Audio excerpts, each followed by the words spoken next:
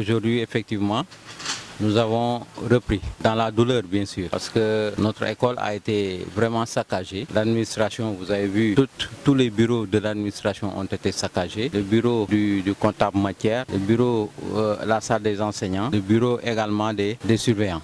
Tout a été saccagé, rien n'a été laissé en rade. Et c'est comme si on venait de redémarrer pour une première fois les cours. Bon, heureusement, le samedi dernier, nous avions tenu une rencontre ici avec tout le personnel et nous avons pu identifier les besoins immédiats, ce qui nous a permis aujourd'hui donc de redémarrer, mais un peu timidement. Maintenant, les choses viendront au fur et à mesure. Je sais que ça sera un peu difficile, mais nous essayons quand même, autant que faire se peut, de mener à bien les activités enseignement-apprentissage. La cendre que vous voyez ici est constituée de papier, de risographes, de photocopieuses, etc.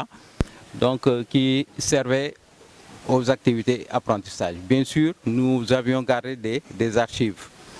Le proviseur avait gardé des archives de tout le personnel. Donc, il y avait les dossiers de tous les personnels qui travaillaient ici dans ce lycée de Périssac. Mais également, il y avait des sujets de devoirs, des sujets aussi des supports d'enseignement. Malheureusement, tout est parti en fumée.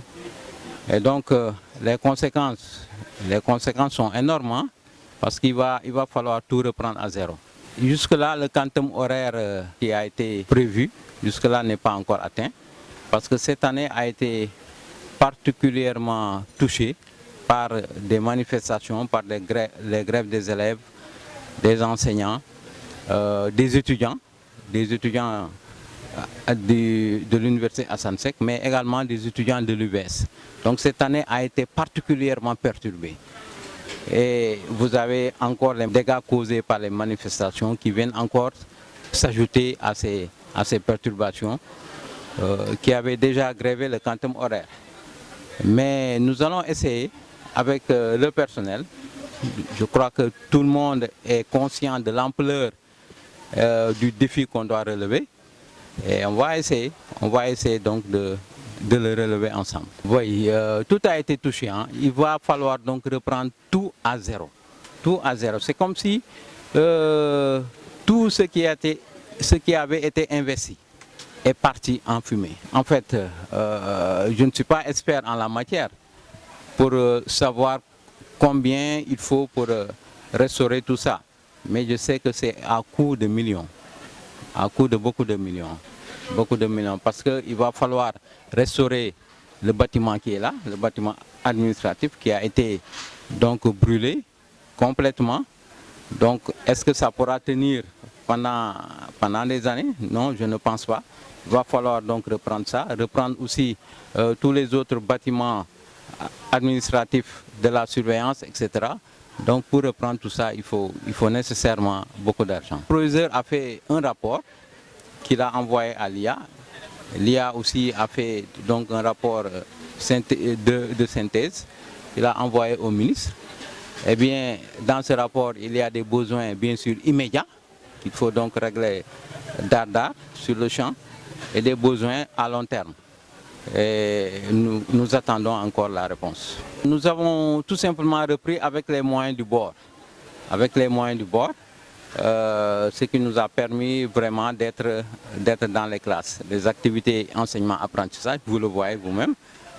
Si vous entrez dans les classes, vous voyez donc les professeurs et les élèves qui sont en train de faire cours.